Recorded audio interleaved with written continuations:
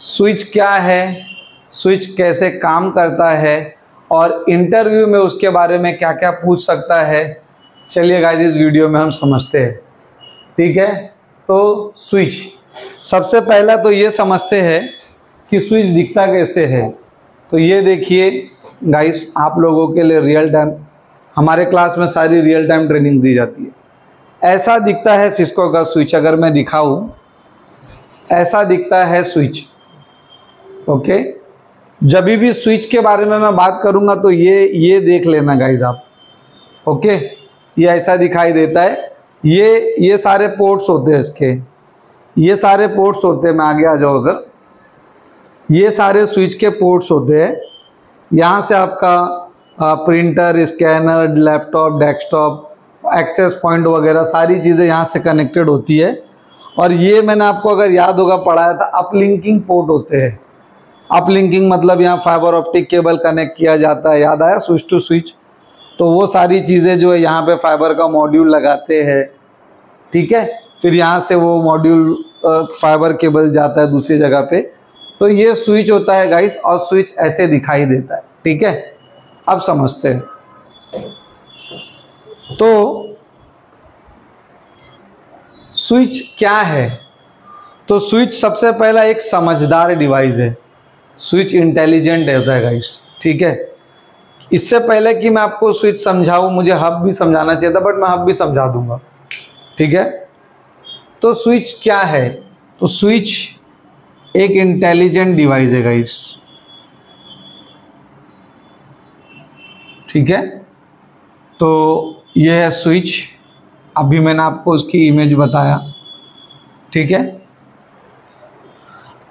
अब स्विच जो है, मैंने आपको बोला कि इससे बहुत सारे कंप्यूटर्स कनेक्ट होते हैं, डेस्कटॉप कनेक्ट होता है, laptop, printer, scanner, access point, जितनी भी डिवाइसेस लैन में यूज़ होती है तो सारी की सारी डिवाइस स्विच से कनेक्टेड होती है। अब स्विच बहुत इंटेलिजेंट डिवाइस होता है गाइस। कैसे? ठीक है, तो मान लीजिए ये कंप्यूटर है और ये इसका मैक एड्रेस है। मैक एड्रेस वैसा होता नहीं है, शॉर्ट दिखने के लिए मैं ऐसा लिख रहा हूँ। ठीक है, ये इसका मैक एड्रेस है AA BB CC DD। MAC address कैसा दिखता है मैंने आपको ऑलरेडी बता चुका हूँ। ठीक है, कैसा होता है वो। तो स्विच क्या करता है? स्विच एक मैक टेबल मेंटेन करता है। क्या मेंटेन करता है? एक मैक टेबल।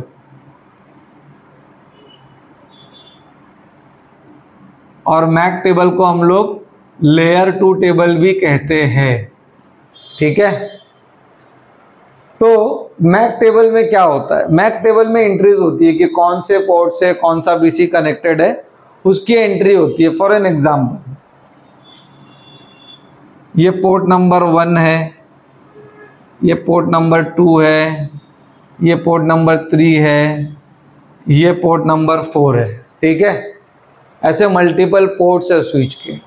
ओके, नाउ तो स्विच क्या करता है? ये इंटरव्यू में पूछेगा कि स्विच मैक टेबल कैसे बनाता है, या स्विच मैक एड्रेस कैसे लर्न करता है, बताऊंगा। पहला कॉन्सेप्ट समझते हैं। तो स्विच क्या करता है? उसके मैक टेबल के अंदर में एंट्री करता है। कैसे करता है बताऊंगा। पोर्ट नंबर 1 पे AA कनेक्टेड है, पोर्ट नंबर 2 पे BB कनेक्टेड है, पोर्ट नंबर 3 पे CC कनेक्टेड है, पोर्ट नंबर 4 पर DD कनेक्टेड है। ऐसा कैसे लर्न करता है वो भी समझेंगे। पहले हम समझते हैं कि ये काम कैसे करता है। ठीक है, तो मान लेते हैं A वाले कंप्यूटर को C वाले कंप्यूटर से बात करना था। तो अब कंप्यूटर कैसे बात करते हैं एक दूसरे से? तो कंप्यूटर ऐसा बोलते नहीं है। ठीक है, कंप्यूटर के अंदर में पैकेट्स एंड फ्रेम्स जाती है। ये क्या है? Packets and frame. जैसा मैं कंप्यूटर हूँ, आप एक कंप्यूटर हो, तो अगर मुझे आपको कुछ भेजना है या कुछ बोलना है तो मैं एक पैकेट बनाऊंगा, एक फ्रेम बनाऊंगा, जिसमें मेरी डिटेल होगी, मेरा IP एड्रेस होगा, मेरा मैक एड्रेस होगा, आपका IP एड्रेस होगा, आपका मैक एड्रेस होगा, और ऐसा फ्रेम भेजूंगा। तो वो फ्रेम से आपको पता चलेगा, अच्छा ओके ये मेरे लिए आया है एंड ऑल, ठीक है। तो क्या होगा, एक शॉर्ट में अगर मैं बताऊं तो ए को सी से बात करना है तो ए क्या करेगा, फ्रेम बनाएगा। फ्रेम वैसे ऐसी होती नहीं है, मैं छोटा सा बना के दिखा रहा हूं, जिसमें डेटा होगा और सोर्स मैक मतलब मेरे खुद के पीसी का मैक और डेस्टिनेशन मैक मतलब आपके पीसी का मैक। अब ये कैसे पता चलता है, क्या होता है एआरपी, क्या होता है रिवर्स एआरपी, क्या होता है, उसके लिए एक सेपरेट वीडियो बनाऊंगा गाइस मैं, ठीक है।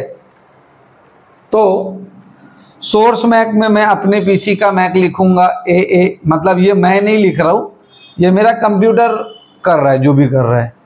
डेस्टिनेशन मैक में आपके पीसी का मैक आएगा सीसी। तो ऐसा फ्रेम्स बनती है गाइस, ठीक है, और भी उसमें बहुत सारी डिटेल्स होती है। तो मैं एक शॉर्ट में बताया कि ऐसी फ्रेम बनती है, ठीक है। फिर ये क्या करेगा, ये फ्रेम जब बन जाएगी तो ये दे देगा पोर्ट नंबर पे, अपने ये वाले पोर्ट पे ये दे देगा, इसने बनाया था राइट, तो ये दे देगा इसको।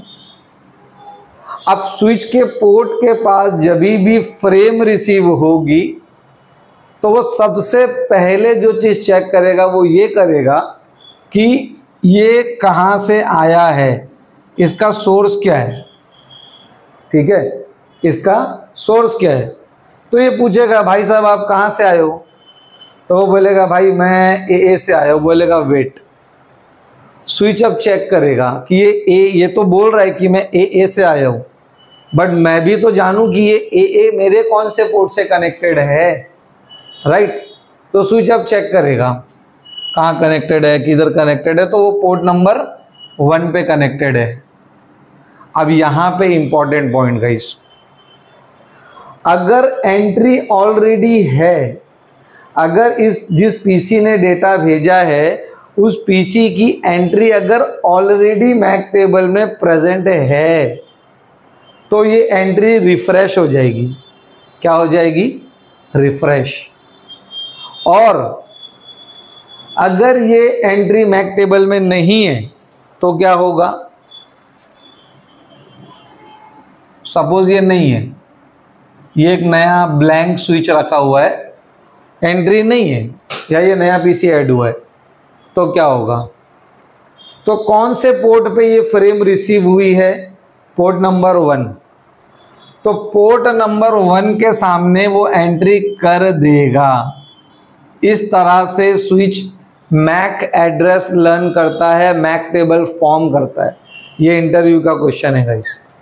इंटरव्यू में आपसे पूछेगा कि how switch learns the MAC address, तो बहुत ही सिंपल है, उसका आंसर ये है कि whenever any port of the switch receives a frame, it will read the source MAC address and make an entry in its MAC table। या फिर आप ऐसा भी बोल सकते हो कि whenever any port of the switch receives a frame on its port, it will read the source MAC address, check the MAC table. If entry is already there, it will refresh the entry, and if entry is not there, then it will create the entry against the port on which it is received। अब हिंदी में बोलता हूँ ताकि आपको समझे। Interview में आपसे पूछेगा, ये मैं तीसरी बार बोल रहा हूँ, क्यों बोल रहा हूँ, क्योंकि ये पूछेगा इंटरव्यू में गाइस, ये इंपॉर्टेंट क्वेश्चन है। इंटरव्यू में आपसे पूछेगा कि स्विच मैक एड्रेस कैसे लर्न करता है, तो आप बोलोगे कि जब भी स्विच के किसी भी पोर्ट के पास जब फ्रेम आती है तो वो उसका सोर्स मैक एड्रेस रीड करता है और अपना मैक टेबल चेक करता है। अगर एंट्री ऑलरेडी है तो रिफ्रेश कर देगा, और अगर एंट्री ऑलरेडी नहीं है तो जिस पोर्ट पे वो रिसीव हुई है उसके सामने वो एंट्री कर देगा।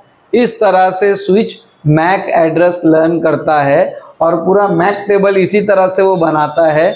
जो भी पैकेट उसके पास आती है उन सभी का सोर्स मैक रीड करता है, जिस पोर्ट से वो आया है उस पोर्ट के अगेंस्ट में वो एंट्री कर देता है। इस तरह से ये मैक टेबल बना हुआ है। ठीक है, चलिए आगे बढ़ते हैं। फिर वो पूछेगा भाई साहब आपको किधर जाना है,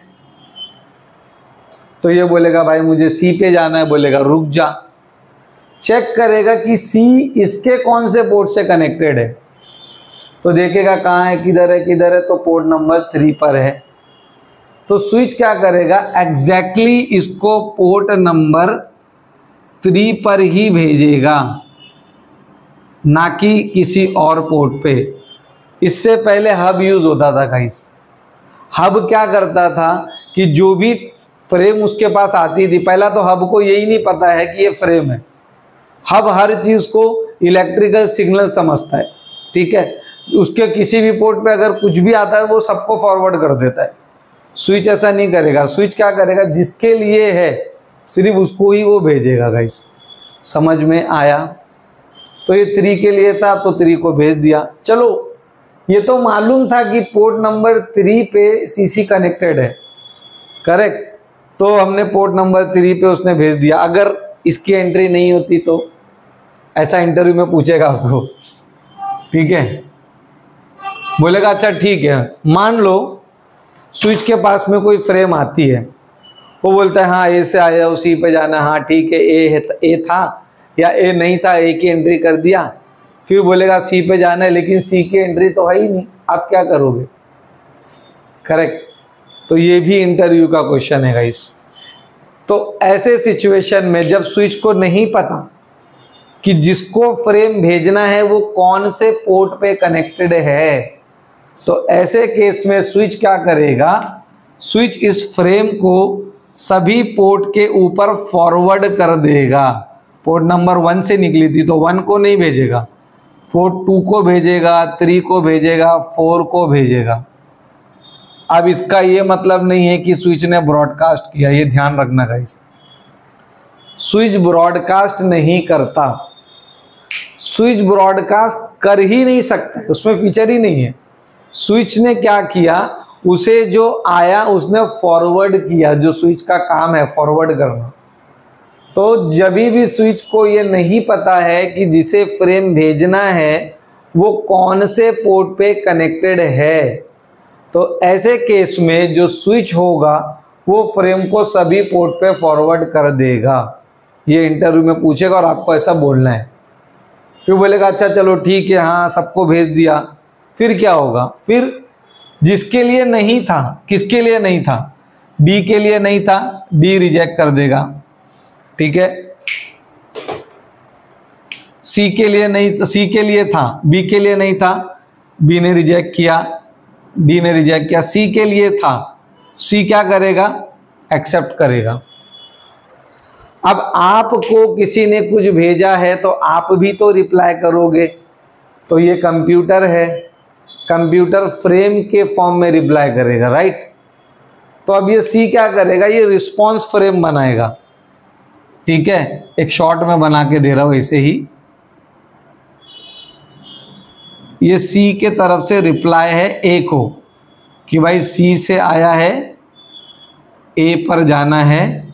ये सोर्स मैक हो गया, ये डेस्टिनेशन मैक हो गया। ऐसा मतलब सोर्स मैक, डीएम मतलब डेस्टिनेशन मैक, डायरेक्ट मैसेज नहीं। पता चला व्हाट्सअप इंस्टा का जमाना तो डीएम, अच्छा डीएम मतलब डायरेक्ट मैसेज, डायरेक्ट मैसेज नहीं है, डेस्टिनेशन मैक एड्रेस है। ठीक है, ये किसने बनाया, ये सी को आया था तो सी ने बनाया। क्या इसको क्या बोलेंगे, रिस्पॉन्स फ्रेम। ठीक है, अब ये क्या करेगा, ये भेज देगा, ये रिस्पॉन्स फ्रेम को भेज देगा अपने पोर्ट नंबर 3 पे। अब जब ये 3 पर आएगी तो आपको ऑलरेडी पता है क्या करेगा, यस, सबसे पहला उस फ्रेम का सोर्स मैक एड्रेस रीड करेगा।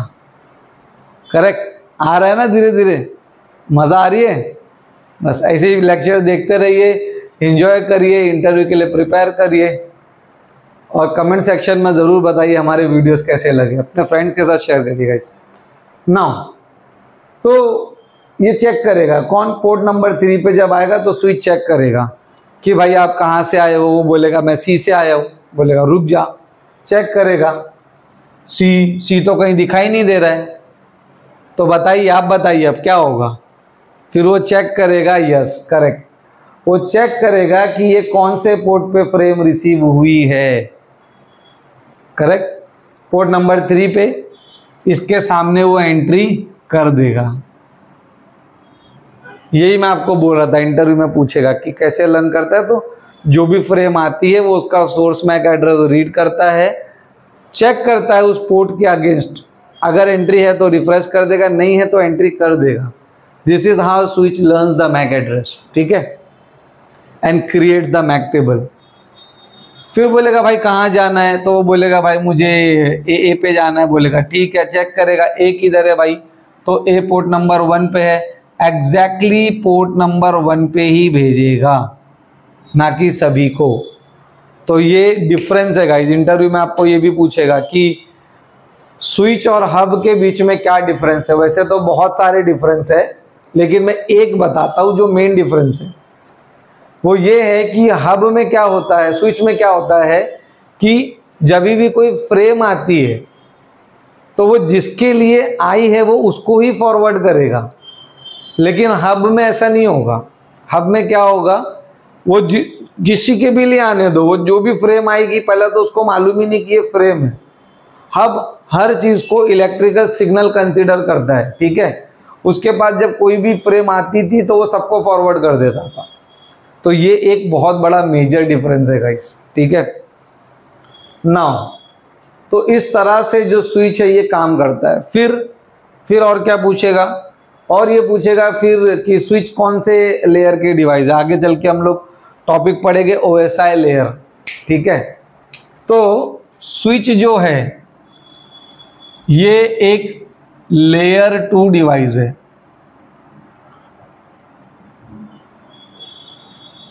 Layer 2 device. अब लेयर 2 डिवाइस का क्या मतलब, देखो गाइस, एक होती है लेयर 1 डिवाइस, एक होती है लेयर 2 डिवाइस।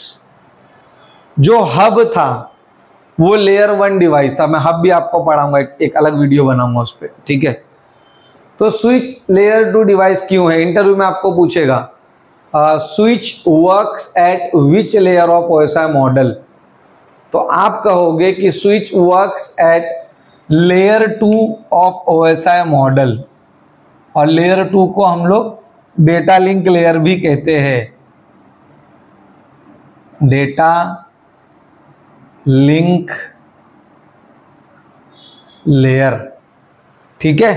तो इंटरव्यू में आपको पूछेगा कि स्विच कौन से लेयर पे काम करता है, OSI मॉडल के कौन से लेयर पे स्विच काम करता है। तो OSI मॉडल के लेयर 2 पे डेटा लेयर पे स्विच काम करता है, ठीक है। फिर आपको पूछेगा अच्छा स्विच को हम लोग लेयर 2 डिवाइस ही क्यों कहते हैं। तो बहुत ही सिंपल है गाइस, देखो स्विच, अभी हमने स्विच के बारे में पढ़ा कि स्विच के पास जब भी कोई फ्रेम आती है तो वो उसका मैक एड्रेस रीड करता है, कहाँ से आया है, फिर कहाँ जाना है, मैक टेबल रेफर करता है, मैक एड्रेस रीड करता है।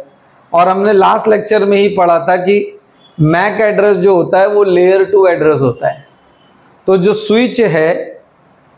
स्विच है वो फॉरवर्डिंग डिसीजन लेने के लिए मैक एड्रेस को रेफर करता है। अगर मैक एड्रेस नहीं होगा तो स्विच और हब में कोई फर्क ही नहीं है फिर, ठीक है। तो स्विच फॉरवर्डिंग डिसीजन लेने का मतलब किसको पैकेट भेजना है, वो कौन से पोर्ट पे कनेक्टेड है, इसको बोलते हैं फॉरवर्डिंग डिसीजन।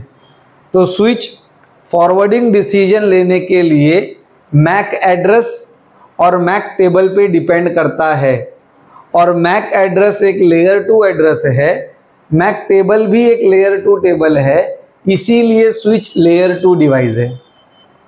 ये आंसर आपको इंटरव्यू में देना है।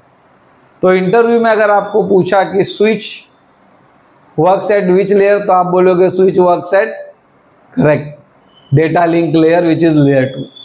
फिर वो आपको इंटरव्यू में पूछेगा कि why switch is a layer 2 device, तो क्या कहोगे, करेक्ट, आप कहोगे switch refers MAC address and MAC table to take forwarding decision, and MAC table and MAC address both are layer 2. That is why switch is a layer 2 device. इसके बारे में और भी बहुत कुछ पॉइंट है गाइस, वो हम इसको नेक्स्ट वीडियो में कवर करेंगे। ठीक है।